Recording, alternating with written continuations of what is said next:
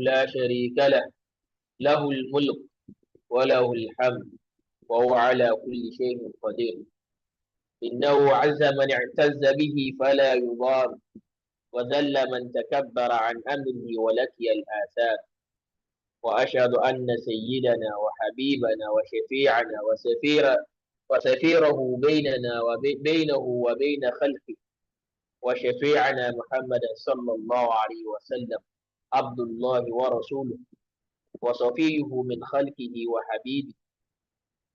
وحبيبه وسفيره بينه وبين خلقه خاتم أنبيائه وسيد أصفيائه المخصوص بالمقام المحمود في اليوم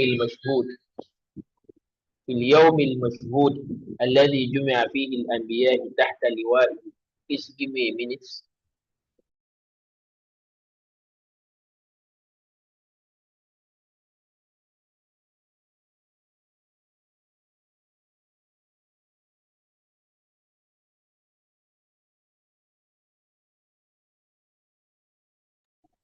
Naam.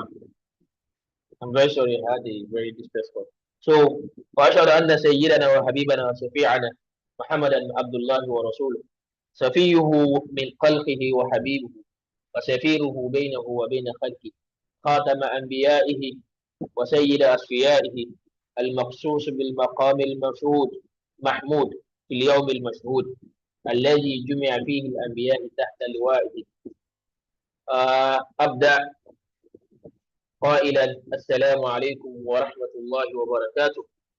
وعليكم السلام ورحمة الله وبركاته. Please permit me to share my screen. Am I able to get it? Will I be able to share my screen? Sorry. You can see your screen. You can see your screen. Okay. I want to take this away.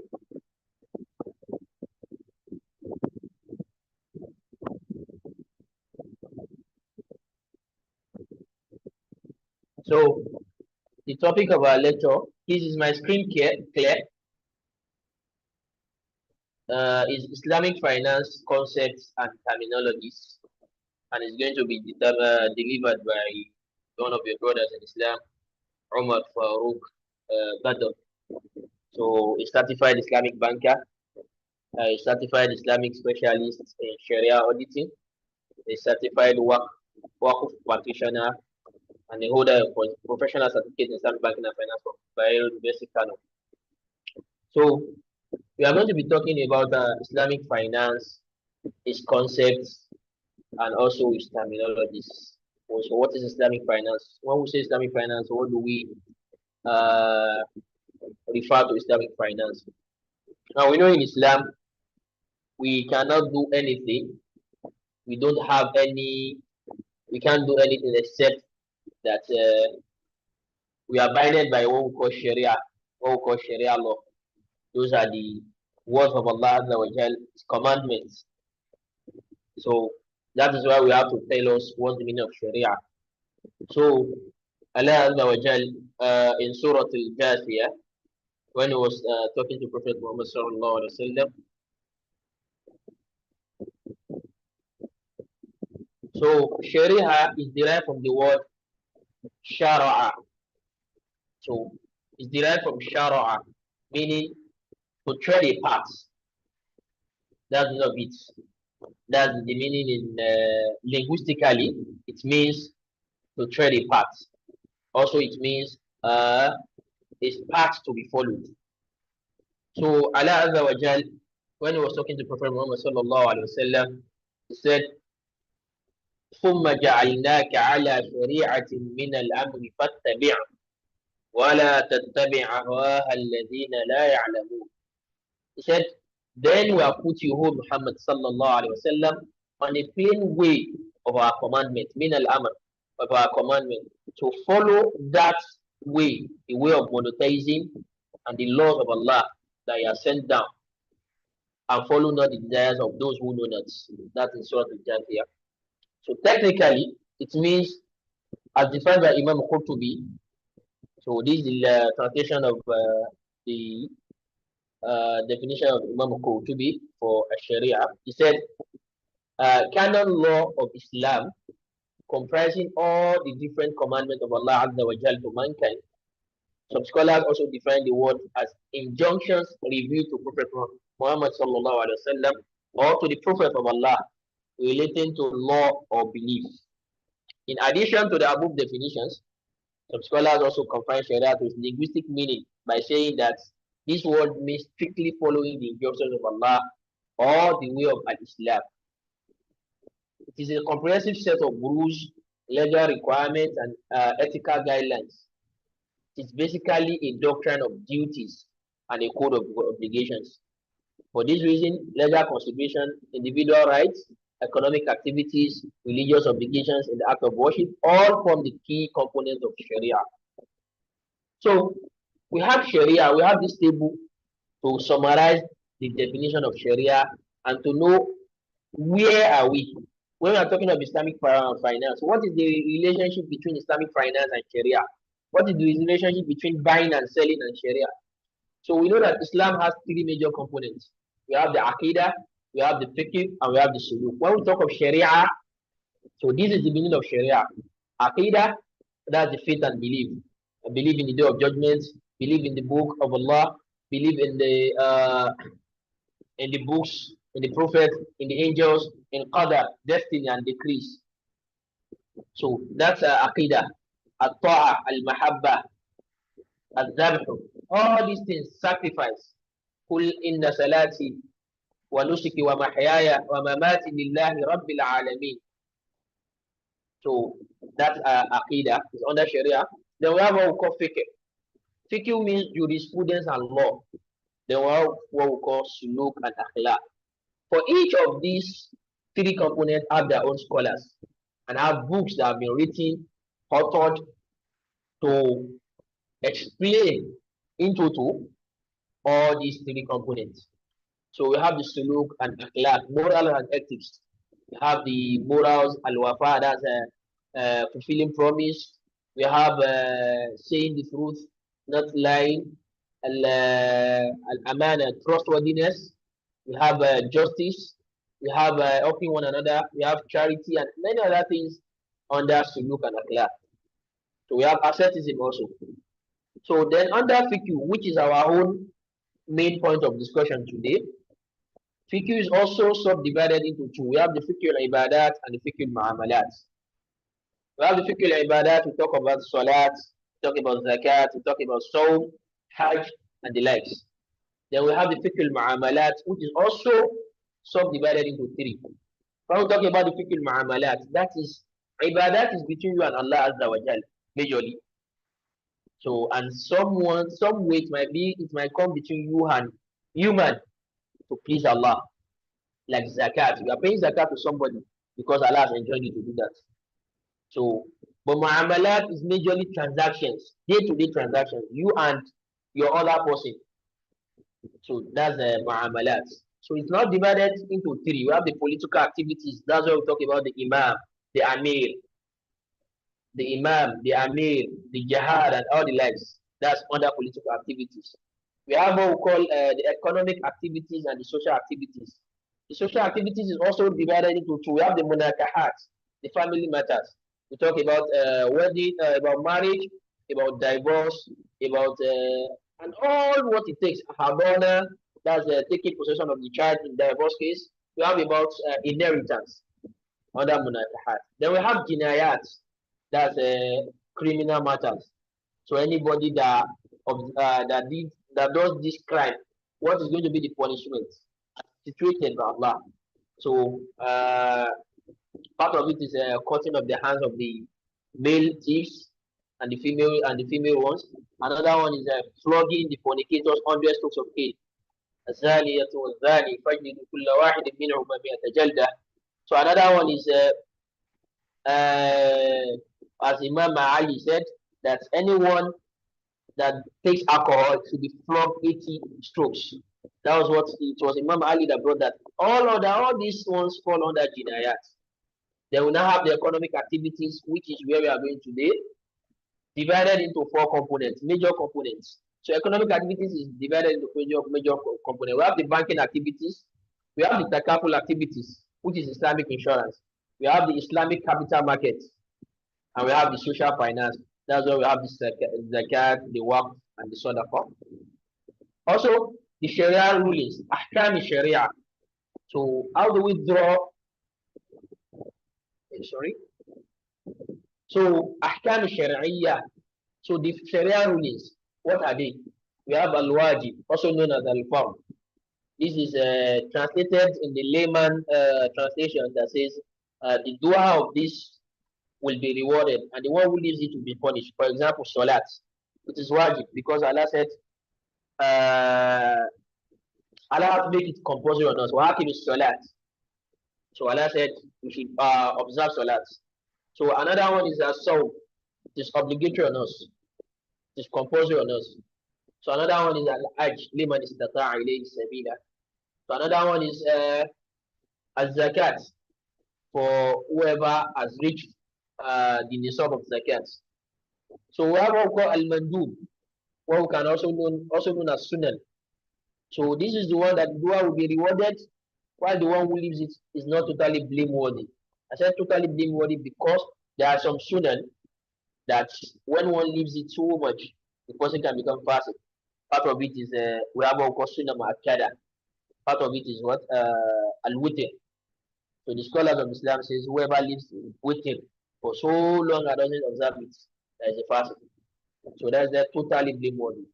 So what it is that the foundation and the basis of sunnah is that the dua will be rewarded, but if he leaves it, is not blameworthy. For example, is a that's the nawafil after the compulsory salats. So we have al mubah. So on the sunnah, someone Sahabi al Arabi, he went to meet the Prophet sallallahu alaihi wasallam. He said, when if I observe the salats, my wajibats, and I doesn't add anything to it, am I going to enter Al Jannah Firdaus? Al Jannah, Prophet said, Sadaq. Now in Sadaq, you are going to enter Al Jannah if you are truthful to yourself that yes, all the wajibat will not leave them, but it is also advised to also go for them. Then Al Mubah, this one you can decide to do it or leave it. Food, can decide to eat, wearing different clothes, big clothes, babariga, putting on this kind of cap is Mubah. Can decide to do it or leave it. So then Al Makruh, the one who leaves it will be rewarded, but the one who does it won't be punished. So Al Karaha, part of it is drinking while standing. So it is Karaha. So then Al Haram, the one who does it will be punished, and the one who does not do it will be rewarded. Sorry, that's a mistake and oversight for me. That's, for example, is zina, for example, is qatl nas or akla amwal nas bil batil. So we have the sources of Sharia. We have the primary sources of Sharia, and we have the secondary sources. So the sources of Sharia means where are those rulings? How do we know that something is wajib? How do we know that something is mandub? So where are those ahkam, those rulings? Where are they drawn from? That is the sources of Sharia. We have from it Al-Quran, we have As-Sunnah, we have Al-Ijma, Al-Qiyas. These are the primary sources of Sharia, where all scholars that we are going to relate with their words and sayings in this fiqh of Islam, they all agree at the primary source. We have the Quran and Sunnah. Though some scholars said the primary sources, that's why we say I left it at Quran and Sunnah. So some of them said the primary source and the basic sources are the Quran and Sunnah, and Ijma and Qiyas are relying on the Quran and Sunnah. Then we have what they call them al-masadir tabaiyah. That's al-ijma and al-qiyas. Some of them, the usuliyun, they call it al-masadir at-tabaiyah. Then Quran and Sunnah, al-masadir al-asliyah. So then we have the secondary source. So we have maslaha, that's public interest. We have what we call al-urf, that's the customs of the people. ما لم يخالف الشريعة ويعارض الشريعة. So far that it doesn't go against what Allah has commanded. Then we have what we call al-istishab, that's presumption of continuity. We'll talk about them inshallah. We have what we call al-istihsan, that's discretion. We have what we call sabr al-zara'i, That's blocking means of evil. Sad al-Dhari'a aw al-Dhara'i. Then we have Amalu Ahli al-Madina. So actions of the Madina, the people of the Medina. So these are also sources where rulings are drawn from. It means that if we are looking for a ruling on a particular action or a transaction, and we did not get it from Quran and Sunnah, we did not get it from the Ijma or Al-Qiyas. The other sources we can look at is Maslaha al-Mursala. For example, the use of microphone. There is no evidence on it.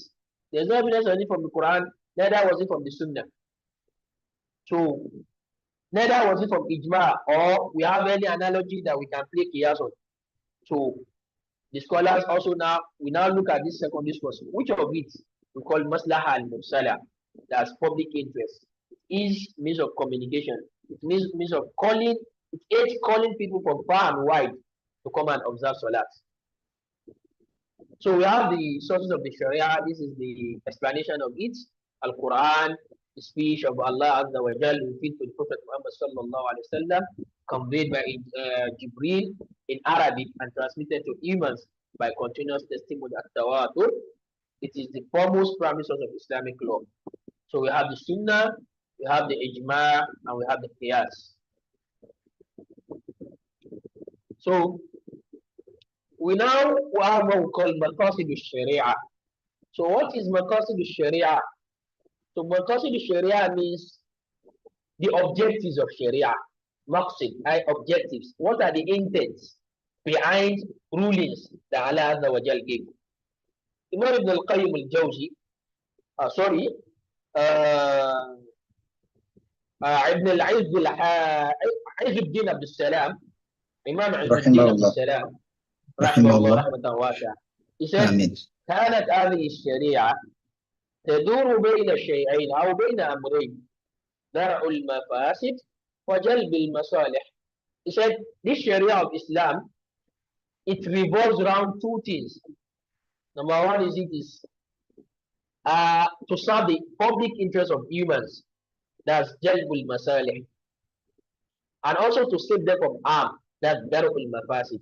So all the rulings of Islam, everything, okay, when Allah said we should not drink alcohol, it's to save our own intellect.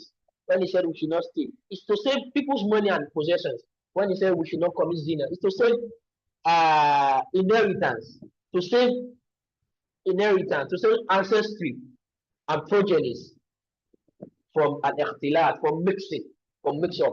You see, today we have what we call DNAs. People go for DNA. Okay, he has been taking care of some kids for years, and then he comes out to say, "Oh, this child is not even mine." So some of these things are what the Sharia have come to. All the rulings and even the punishments in the Quran is to serve these two interests. So then, the Maqasid Sharia, we have what we call Daruriyat, we have what we call Tahsiniyat, we have what we call Ahadiyat. We discuss them. So what are the daruriyat? The daruriyat means the essential needs. The essential needs that Sharia has come to save and to preserve. The objectives, the primary duties of Sharia and objectives of the rulings of Sharia. So the primary rulings of Sharia, number one is ifzuddin, preservation of faith. Number two is preservation of lives, ifzul nafs. Another one is preservation of mind, ifzul aql. Then we have preservation of property, ifzul mal.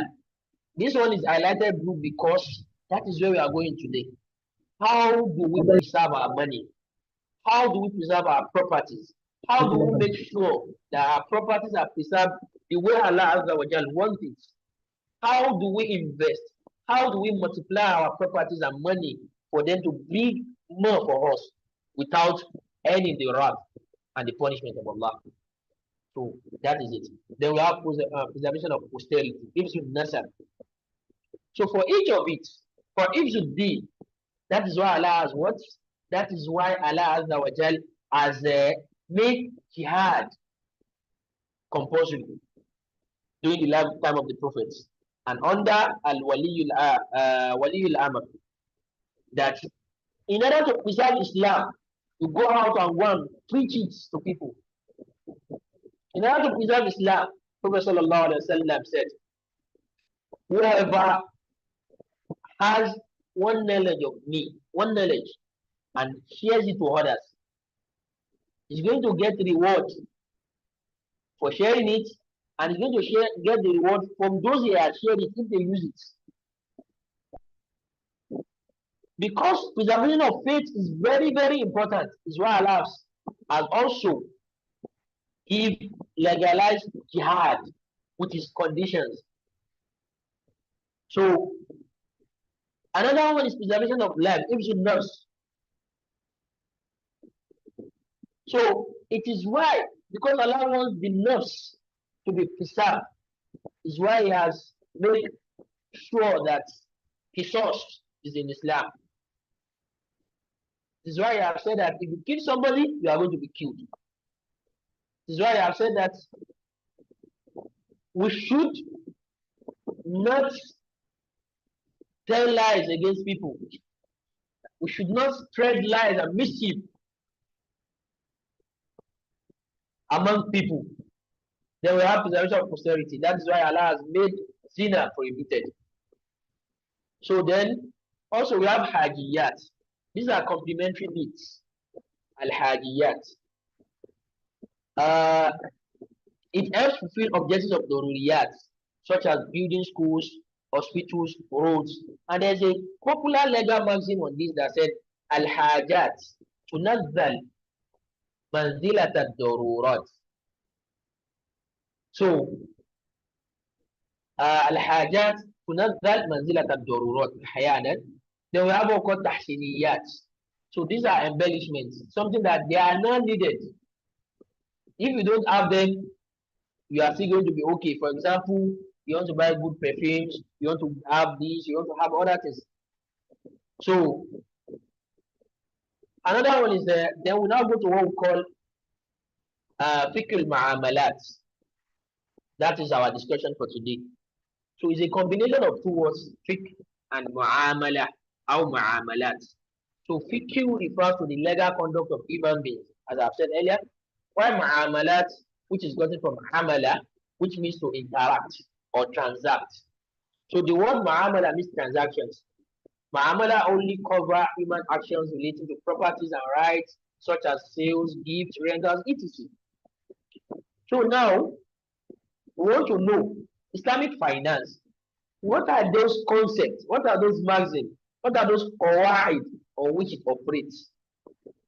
So we say Islamic finance operates under a unique set of principles derived from the Sharia. So this system emphasizes ethical, equitable, and socially responsible financial practices. Understanding the maxims, concepts, terminologies, and conventions in Islamic finance is essential for comprehension. Now, number one from this qawaid is that al-aslu fi mu'amalat as-siha aw al-hilm wa fi al-uqud al-luzum. It means the presumption of validity applies to all transactions, and the presumption of binding applies to all contracts. That means before you can say all transactions are halal, except that which Allah Azza wa Jal has made what? Prohibited for us. The Prophet sallallahu alaihi wasallam said, "Al-Muslimuna 'inda shurutihim illa shartan ahalla ma harrama Allah aw harrama ma ahalla Allah." So that is it. Al-aslu fil mu'amalat. It means the status quo of every sale or every contract is permissibility and allowance, except we see an evidence from the Quran, the Sunnah, from the sources of Sharia that we've said earlier that prohibit it. Are we now saying the reason for what we've said earlier before we came here? So, illa shartan halal haraman aw harram halalan. So that is it. Then also another maxim is that al-hukm ala shay'in far'un an tasawwuri. So the judgment is to be based on an accurate perception. Before you can give any ruling or judgment on any transaction in Islam, you must have an accurate perception of that ruling. For example, Let's take, for example, the POS machine. Before you can say POS is halal or haram, you have to have what is being done by a POS operator. What does he do with his POS machine? When you know it, you know, okay, what this thing is doing, what is the Islamic ruling on something similar? So that perception will assist you in adjudicating on any matter it. So this Muslim suggests that adjudicating on a matter is an offshoot of his perception, i.e., one must understand all the features of the case being studied to know which rule applies to it. So the Muslim also attests to the fact that among the key features of a proper understanding of the case, especially what relates to matters of halal and haram, is connected to the proper conception of the matter. Another one is al-kharaj bid-daman wal-ghurm bil-ghunum. It actually means that before you can before you can earn reward of any assets on any assets, you must be liable on that asset. You must be ready to earn also the loss, because there is no transaction that doesn't come with risk of either winning or losing. So there is no win only in Islam. You share risk, you don't transfer risk in Islam. Wal ghurm bil ghunum, liability accompanies gain. So it means that anybody who is liable for the damage of an asset stands to benefit from his revenue and proceeds. If I'm liable for taking my car to the mechanic workshop when it gets fault, then I should be liable to also rent it out and earn money from it, because it is my property. And whenever it falls, I will be the one to bear the burden. So if I rent it out also, there's nothing stops me from earning from his rental. So that's it. Also, if I give you money for a business and we both agree that if there's a loss of this business, I'm going to be liable for the loss. If it is not deliberately coming from you, definitely, if we earn profit from that business, even though I'm not into the business practically, but I'm dropping money, so far I'm going to share in the loss, I should also be able to share in the profits. So that's the maxim in general. So al-mawa'id bi surati ta'alib takunu lazima. The basics of every promise is that it is not legally binding. If I say I will give you 500,000 naira or 1 million naira, it is not legally binding because I said I will. It is a promise. But ethically, it is good because Allah says, "Ya ayyuhallazina amanu awfu bil uqud." We should always fulfill our promise. So it is good, but legally, if you take me to court and said that I said I'm going to give you 1 million naira, but I did not give you, it is not. Even in Sharia court, no court is going to hold me legally for that. But I might become a munafiq because Prophet Sallallahu Alaihi Wasallam said, "Ayatul munafiq talata, iza wa'ada akhlafa." So, however, if a promise is made conditional for the establishment of a matter, for example, I'm saying that Muhammad is owing you 500 naira. If he is not able to give you, I will give you. And then Muhammad defaults. That promise I made has become binding. Abdullah can come and meet me for the money. Do you understand this binding now? This legal maxim, that is it. So other Islamic financial maxim means al-mashaqqa tajlibu at-taysir. Hardship brings about ease. So that is why I say Allah said, فَمَنِ اضْطُرَّ غَيْرَ بَاغٍ أَوْ عَادٍ فَلَا إِثْمَ عَلَيْهِ. Then under this is what the scholar said, لَا وَاجِبْ مَعَ الضَّرُورَ أَوْ مَعَ الْعَجْزِ. There is no wajib, there is nothing obligatory when you cannot perform it. Allah said we should stand up for prayer, but I don't even have legs to stand up. Am I binded to stand? No, because I cannot even stand. So I have to pray wherever Allah wants it. However, it is pleasing for me. Wala harama wala tahrima inda dorura. I am very, very hungry, and the only thing I see is maita that Allah said we should not eat. I will not say Allah said we should not eat. If at that stage, if I don't eat, I can die. So that is it. Al-umuru bima qasidaha. The Prophet sallallahu alaihi wasallam said, "Innamal a'malu binniyat." That means whatever actions that you are doing is going to be judged by the objectives, by the intentions that you are using to do it. Then also, dar'il mufasid muqaddam ala jalbil masalih. So in any transaction, the first thing we look at it is we want to prevent harm from reaching people. So and this takes precedence over obtaining benefits. So if an action has its own benefits and also has harm, for example, if the harm outweighs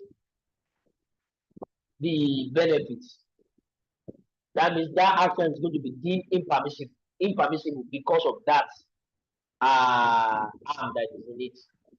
But if, for example, the benefit outweighs the harm, we can go for it. But if both of them are on the same, if both of them are on the same level, the harm and the benefit are the same thing, we are going to deem it impermissible because of this maxim that says preventing harm takes precedence over obtaining benefits. Darul mafasid muqaddamun ala jalbil masalih. Another legal maxim is al-ma'ruf urfan al-mashrut shartan. So what is acknowledged by customs, believed by generality of people in the locality, is like a stipulated condition. It is always going to be considered in our rulings. Then al-'adatu mahakkama, custom is what? Authoritative in rulings. So now we are going to contract in Islam. So what is contract in Islam? Al-aqd.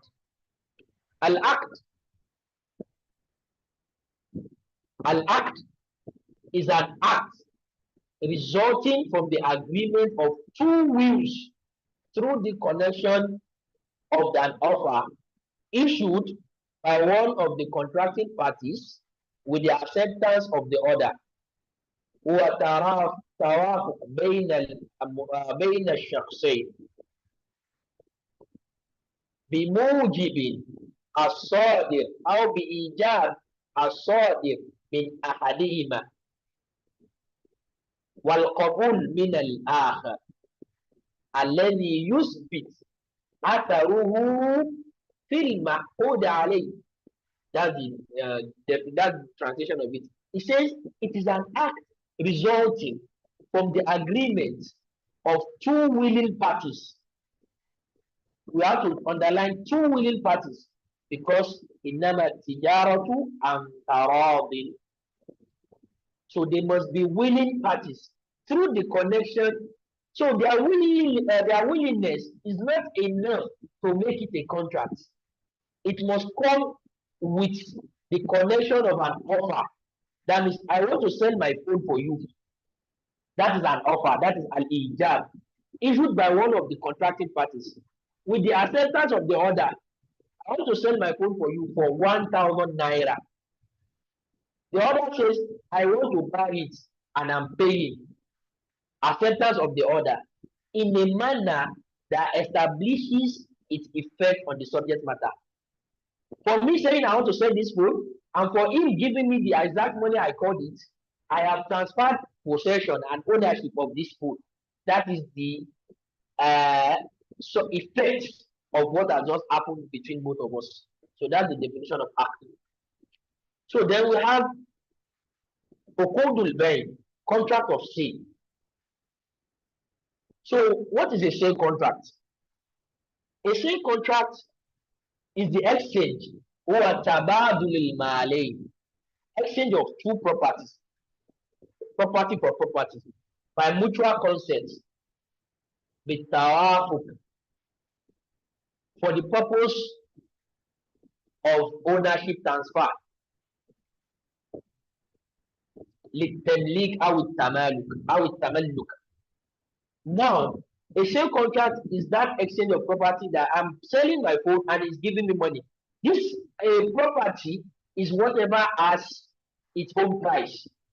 Money has its own price. This phone also has its own price. I'm giving him my phone. He's giving him money. That is what we call a sale contract. So what is the legitimacy? Mashru'iyya. So Allah has legislated sale to facilitate the means of exchanging. Ya ayyuhalladhina amanu idha tadayantum bidainin ila ajalin musamma faktubuhu. So Allah has legislated sale to facilitate the means of exchanging wealth among people. He has prescribed rules for such exchanges to ensure justice and opportunity. So what are the etiquettes of sales in Islam? Leniency in selling and buying. The Prophet sallallahu alaihi wasallam said, "Rahimallahu rajulan samaha iza ba'a, samaha iza ishtara, samaha iza qtada." So Prophet said, "May Allah have mercy on a man who is lenient when he sells, is lenient when he buys, and also lenient when he demands repayment of a loan." Also, al-amana fi ta'amul aw fil mu'amalat aw sidq, honesty in dealings.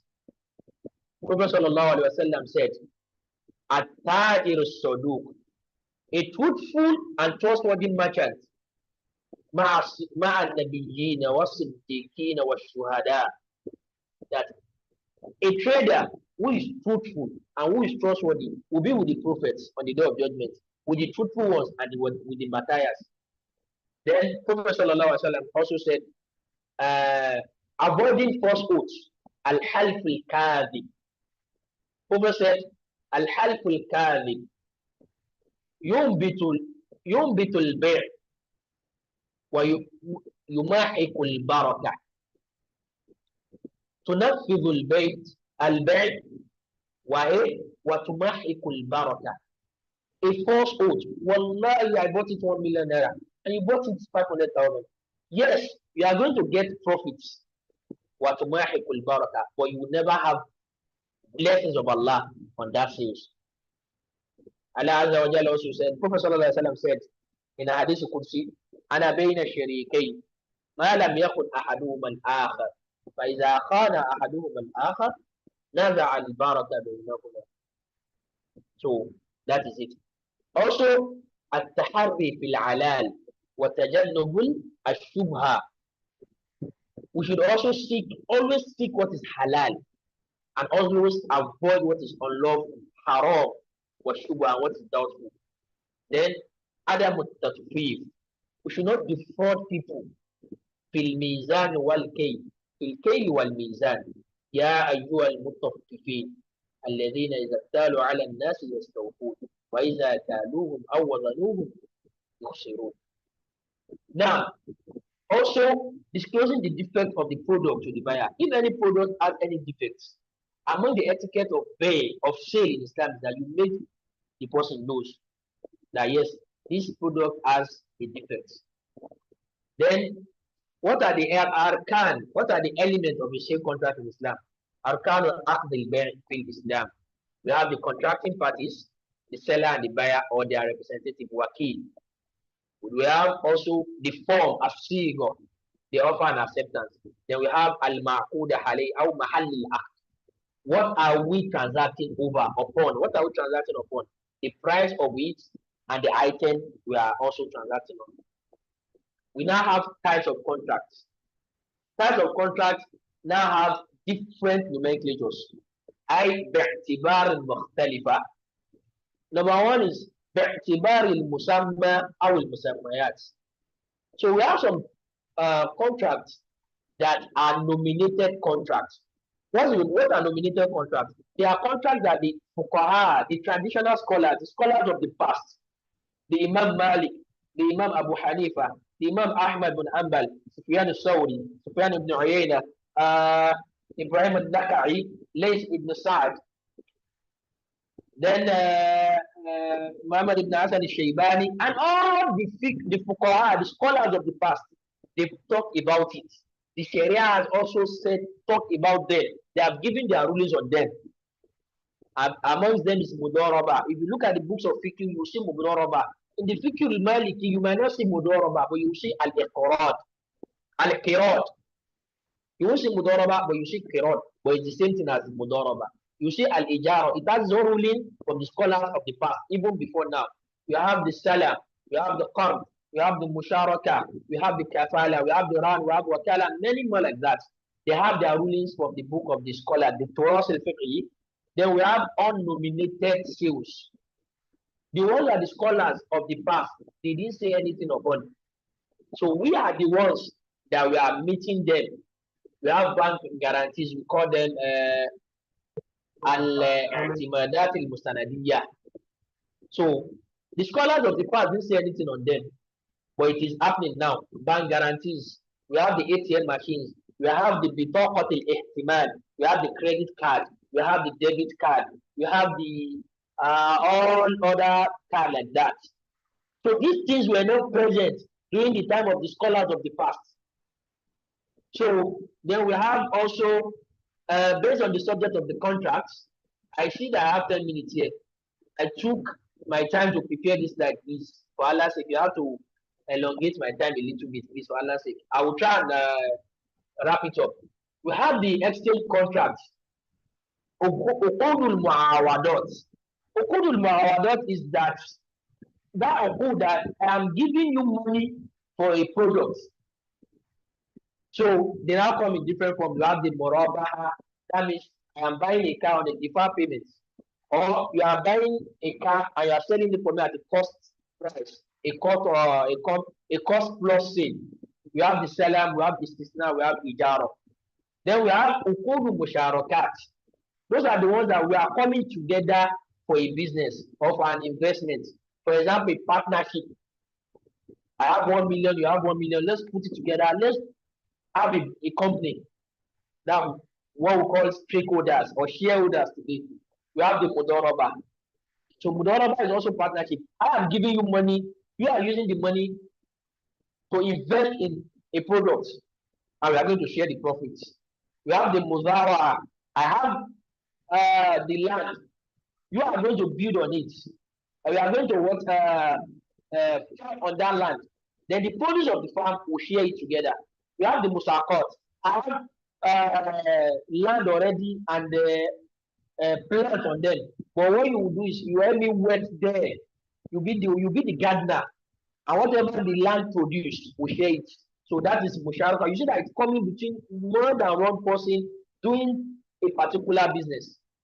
In exchange contract, it is majorly for transfer of ownership and possession of a product. If I'm buying a car from you, majorly, you are transferring the possession and ownership of that car to me. In Ijaro, you are transferring the possession and a short-term possession, a temporary possession for me. When partnership, we both have right to possession and also towards ownership. But we also have what we call charitable contracts. That is called as a benevolent loan, gift, charity, lending. So those are the contracts. Also, those are another types of contracts based on what the subject of the contract. However, we have based on pricing. Based on the price of it, we have very musawama. And I decide to tell you, I want to sell this phone for you, 1 million naira.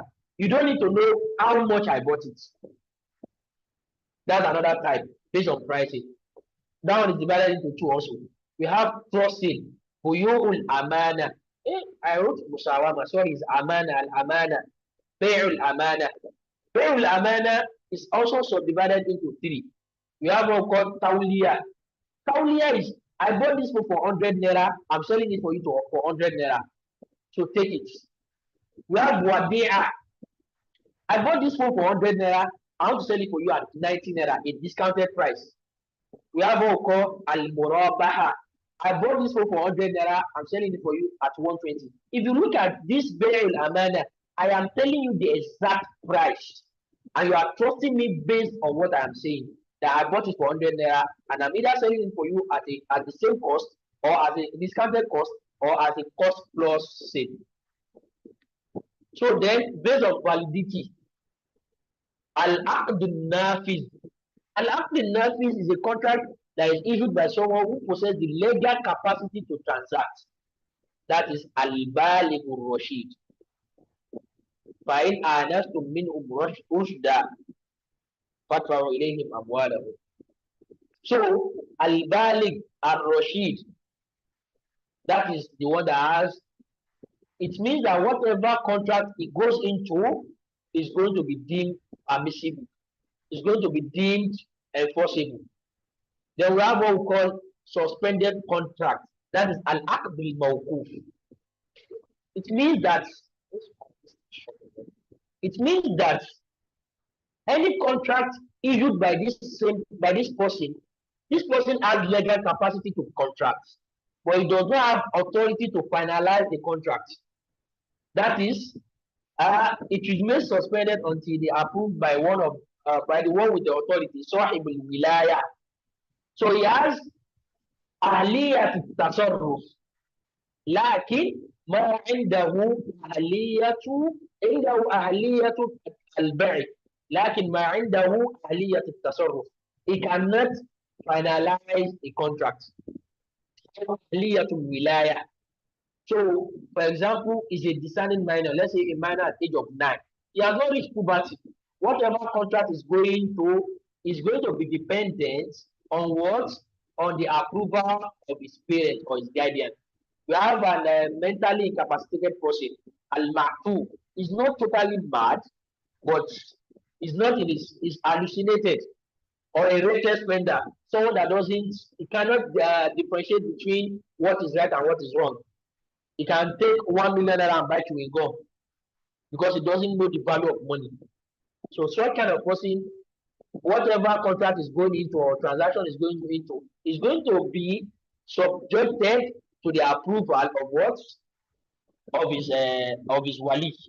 No, al-fuduli, where al-fuduli is, I didn't ask you to sell my food, but you just went and take my food. Maybe you had that I want to sell it. Then you sold it for somebody else. For example, in the market, you want to buy something. Maybe the man that you want to buy something from is not around. Someone from the other store that is his friend can come and buy it, can come and sell it for you. That is very fuduli. So it's going to also be subjected to the approval of the other person, of the owner of the contract itself. Then we have al-uqud tawthiqat. So that's what we can call collateral trade. That is ar-rahan. You want to borrow money from me. What am I sure that I am going to return it? Give me the particulars of your house or of your book or of your car. We have guarantee kafala. I need a guarantor that will stand for you in case you default. We have hawala. Okay, you are owing this person money. If you not give me, I will not meet him. For the money he is owing you, I will collect it because I also owing me. Then we have what we call uqudul isqatat. That's contract of discharge. So for me to set off, that happens in financial institution, muqassar. Then we have al-ibra, waiver. Then we have al-iqala, rescission. Then contract of custody, we have wadi'a and we have irasa. That means I'm putting something in your custody to keep for me. We have authorization. So uqudul wilaya,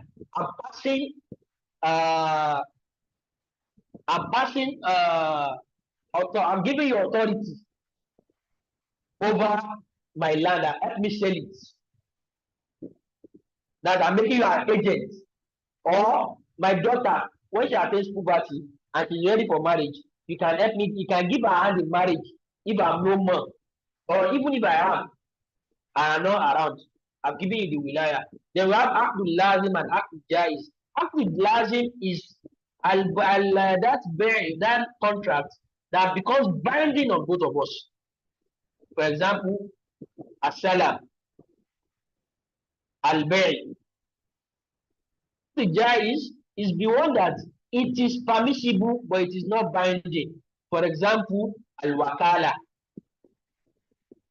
or authorization. It is permissible or not, but not binding. Authorization. Then also custody. It is permissible but not binding. I can come tomorrow and say, what I gave you yesterday, I want it now. I'm not doing it again. So that is it. Then general prohibition in Islam in muamalat. The general provision is riba. So then gharar, then kimar and maisir, then fraud and deception. Allah Azza wa Jal said, الذين يأكلون الربا لا يقومون إلا كما يقوم الذي يتخبطه الشيطان من المس ذلك بأنهم قالوا إنما البيع مثل الربا وأحل الله البيع وحرم الربا. So Allah has prohibited riba. How do we know Allah has prohibited riba? Because He said in the Holy Quran that وَحَلَّ اللَّهُ الْبَيْعَ وَحَرَّمَ الرِّبَا. And we know that from the sources of ruling, of deriving ruling in Islam is from Al-Quran. Another one is Gharar. Now Rasul Sallallahu Alaihi Wasallam and Bay' al-Gharar. Another one is Qimar and Maysir, gambling. Another one is fraud and deception. يا ويل للمطففين الذين إذا اكتالوا على الناس. Another one is prohibition of transaction involving prohibited commodities. Prophet sallallahu alaihi wasallam said, "Inna Allah iza harrama shay'an harrama thamana." Definitely, verily, if Allah has prohibited something, Allah has prohibited khinzir, pig. Definitely, it is not. It has become prohibited to also what? Go into transaction or sales of pigs. Allah has prohibited eating of dogs. Allah has prohibited marital, you cannot sell it. Allah has prohibited idolatrous, you cannot sell anything that deals with idolatry activities. Then prohibition of riba, we have talked about it. Gharar, maisir. So prohibited contract in Islam. From all we have said, from all the everything we have said, we can derive from it that some of these products are wrong because of one thing. Is it not because of the riba or God or what? Or possession of people's wealth unjustly? Allah said, Ya ayyuhalladhina amanu la ta'kulu amwalakum bainakum bil batil illa an takuna tijaratan an taradin. So Prophet sallallahu alaihi wasallam said the first one is bay'ul 'ina. Prophet said, إذا تبايعتم بالعينة وأخذتم أذناب البقر ورضيتم بالذر وتركتم الجهاد سلط الله عليكم ذلا لا ينزعه حتى ترجعوا إلى دينكم. If you are not going to stop transacting in Aina, what is Aina? Aina, Ibn Abbas said, أخوية الربا. For example, I need money. I'm not going to say, sell this car for me for 100 naira. I'm going to pay you back next year.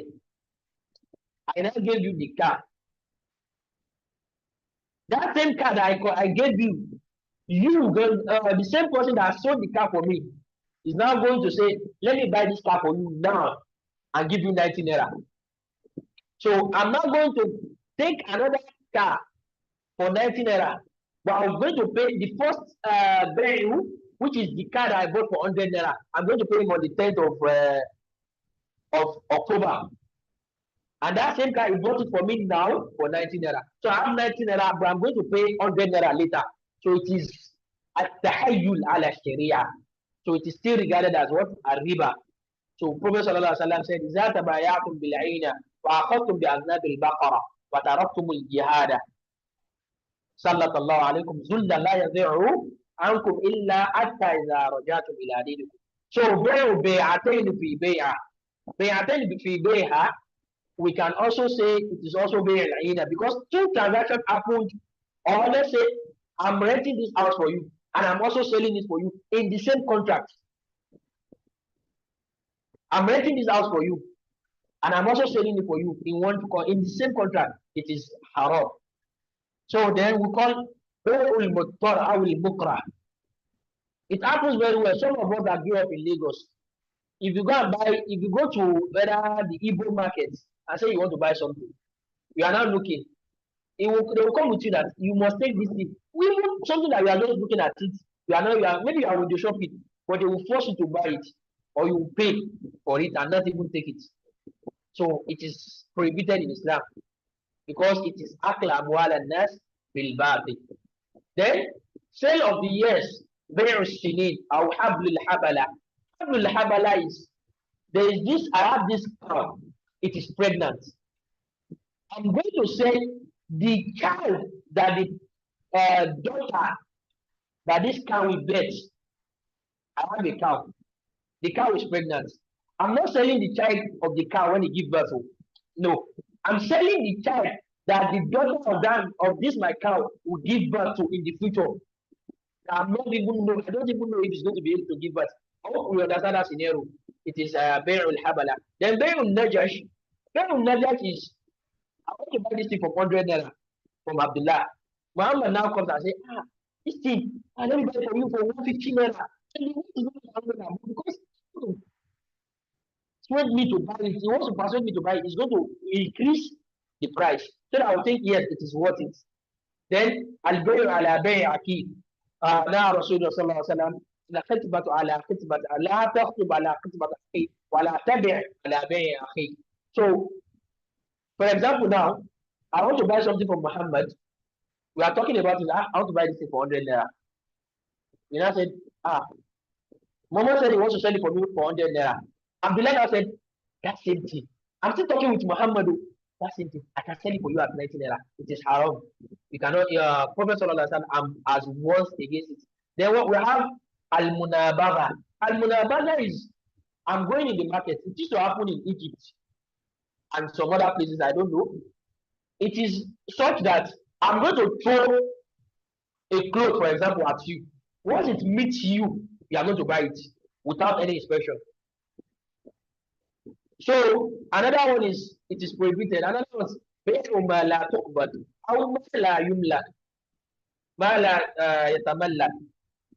want to sell something for you, but that thing I want to sell for you, I don't even have it. But I'm collecting money from you. I don't even know if it's going to be available. It is also prohibited. There's selling fruit before the show sign of ripeness. There's sale of debts for debts. So وصلى الله على سيدنا محمد وآله وصحبه وسلم. السلام عليكم ورحمة الله وبركاته. أقول قولي جزاكم هذا الله وأستغفر لي ولكم وسائر المؤمنين بكل ذنب والخطيئة. والسلام عليكم ورحمة الله وبركاته. جزاكم الله خيرا شيخنا. It was such a very good lecture. Barakallahu fikum. But we'll soon be taking questions. You can see someone raising their hands. For anyone that has questions, should please raise their hand. So I will list it here. But before we go to questions, you didn't talk about sales of debt for debt. So what would that mean? If you were to explain that again. نهى Yes. الرسول صلى الله عليه وسلم عن بيع الكالي بالكالي. It is بيع الدين بالدين. بيع الدين بالدين is a kind of contract that, for example, I went to Muhammad and said, Muhammad, please, I want to buy, okay, I bought a phone from Muhammad, and I'm going to give him the money later, let's say next month. You know, I have a debt on me. Muhammad will not come and say, that debt that you want to give me, I want to also buy something from you, a deferred payment from you with that debt. So that is very daily with day. So that is a very daily with day. Shaykhana, there are a lot of things that I learned here that I didn't even know was haram. Okay. That's good. But I would wait for people to type their questions. Anyone that has a question to type it in the comment section. Then we'll ask Sheikh the question. But one thing you talked about Bayul Inaya and Bayul Inaya. Oh, Bayul Inaya. Okay. And from Bayul Inaya, we can see that it looks similar to hire purchase. And there was I think a Grand Mufti that did the fatwa in Saudi Arabia that said hire purchase was permissible. So like we wanted to like expatiate on that issue. Like what do you say about Bayul is different from hire purchase, according to what I understand. Hire purchase is close to Murabaha. It is close to Murabaha because what we can call hire purchase is, please correct me if I'm wrong, because as we said, before you can give any ruling on something, you must have a very detailed perception of it. Now, hire purchase, for example, is I bought a car. So I now want to sell this car, but the person I want to sell it for does not have cash or does not have the full money at that moment. So what is happening is that he's going to be paying the money instrumentally, let's say for a year and 6 months. Is that not what hire purchase is? So this is hire purchase is an Okay. instrumental payment option that Okay. ends up in being a more appreciated value of the initial value. For example, if I'm to buy a book right now, the value of the book might be £100, but if I'm going to buy a Okay. higher We are purchase, going I'm to going to defer pay the over payments. 12 months. I'll pay about 135 pounds, something like that. Like that's what higher purchase ends up in. And So that is it ends up being that like the if I'm going to pay the money over a period of time, I'm going to pay more than the money the amount of money I'm meant to pay at once. yes. So Because it's payment. that's yeah. Yeah, So that's because what I mean. It is payment and it is not riba. The reason why it is payment is that I have this phone. I can decide to sell this phone even at the moment for you at 100 naira and for another person at for 120. I've not done wrong, have I? If I'm the, the selling, the issue I'm having with it is because the constraint is tied to the fact that I'm not paying at once. So I'm being yes. punished for paying for a If you period are of paying, time. no, you are not being punished. You are not being punished. And It is what we okay, call so credit financing. what happens if the product I bought has been exhausted before the period of the completion of the payment? For example, I bought a phone, the phone is damaged after 1 month, and I still have to pay for the 12 months for that phone that's no longer in use. So like there are a lot of things involved in Uh, the fact I think as we said earlier, this is not going to be our only class on Islamic financial that jurisprudence. What you are saying is what we call hire purchase is a sale. For example, if I buy this phone today and the phone is fine and good when I bought it, but as I'm going outside, it fell down from me and it broke. Am I going to go back to the buyer and say, this phone has broken, oh, give me my money back? Or I went outside and someone stole it from me. Let's say, for example, someone stole it from me. Maybe I'm robber, I got caught up. Am I liable to my money back? your money Am is I going to gone. get my money back from the seller? You're not liable Yeah. the seller is So not liable. yeah, hire purchase.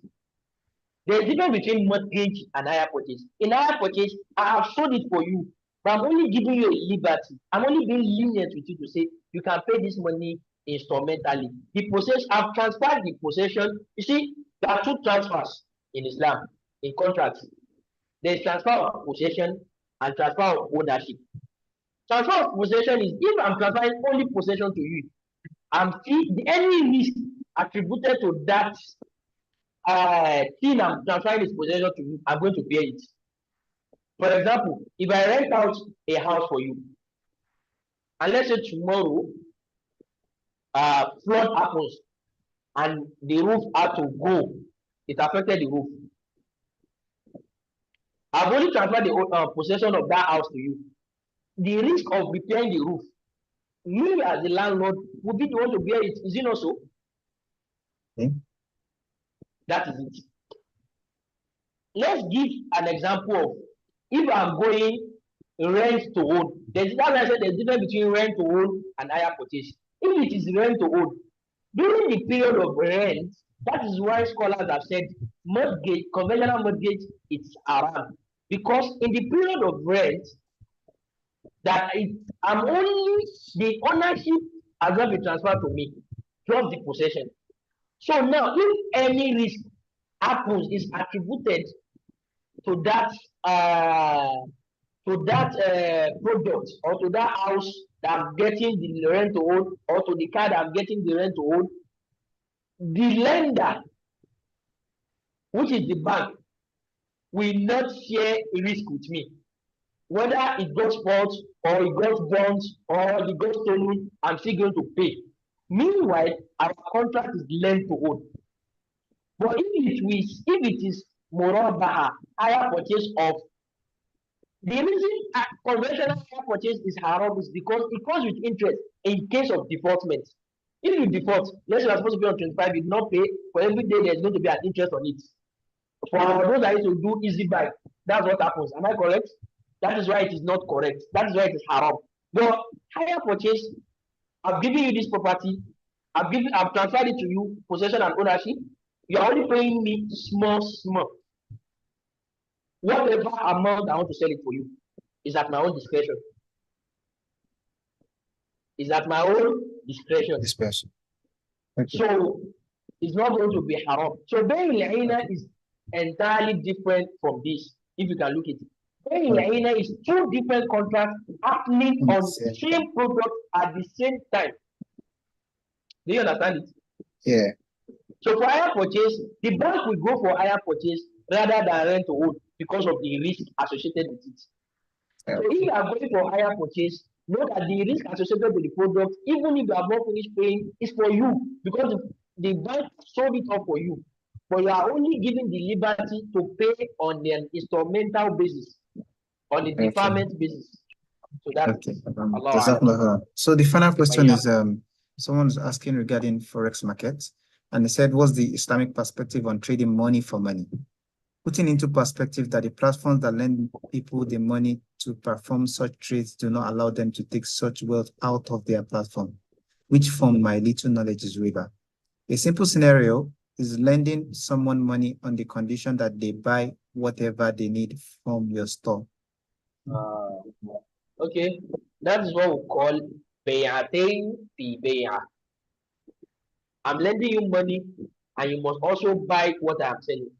It is bay'atayn fi bay'a. So that is number one for that scenario. So, and it is part of what we said the Sharia has prohibited. That is number one. Number two, forex markets. Prophet Sallallahu Alaihi Wasallam said in a hadith that was narrated by Ubadah bin Samit, الذهب بالذهب الفضة بالفضة الملح التمر بالتمر الملح بالملح الشعير بالشعير التمر البر بالبر التمر بالتمر الملح بالملح الشعير بالشعير يدا بيد مثلا بمثل فإذا اختلفت هذه الأصناف فبيعوا كيف شئتم يدا بيد.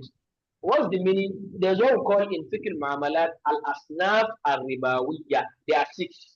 Al-zahab bil-zahab, al-fidda bil-fidda, al-burr bil-burr, al-tamr bil-tamr, al-sha'ir bil-sha'ir, al-milh bil-milh.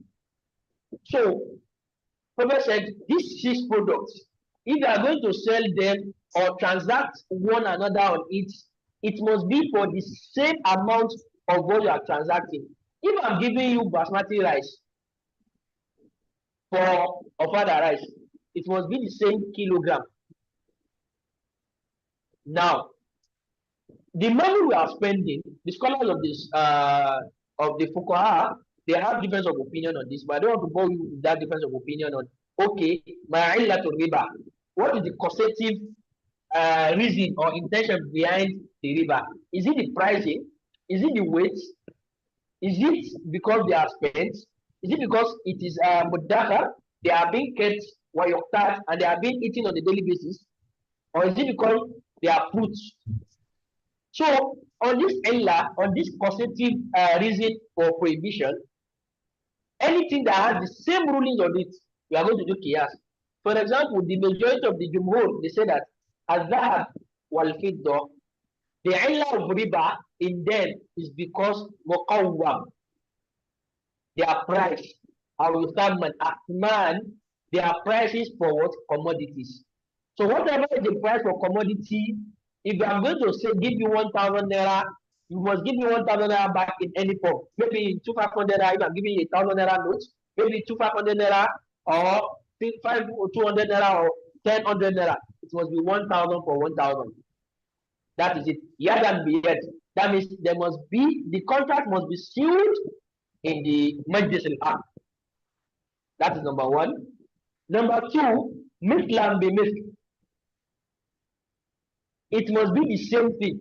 And we must also do the transfer of ownership and possession of both contracts in this seat of contracts. That is number one. That is it. Why is that talafat? If I'm giving you 100 naira, if I'm giving you $100 for naira, $100 might be equivalent, does not necessarily, is not necessarily equivalent to 100 naira. $100 does not, so $100 for now I think is 160,000 naira. That is what Prophet said. If I'm giving you dollar for naira, I can give you $100 for 300 naira. I can give you $100 for 3,000 naira, for 2,000 naira. It is at my own discretion.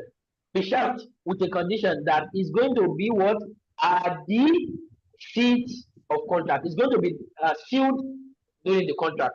That means I must collect it at the end of the contract. You must give me $100 either by hand or you send it to my account.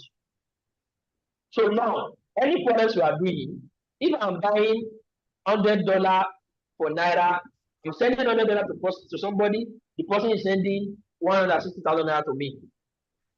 There's no problem. But when any sale that comes with another condition outside the original sales is going to be regarded as bay'atayn fi bay'a. فهو منهي عنه. It is prohibited in Islam. Wallahu a'lam. Allah Ta'ala alam. Has the question been answered? Is there any other objection? Okay, in the absence of any objection, we would like to say Jazakumullah khairan Shaykhana for coming to this session. We so much appreciate you.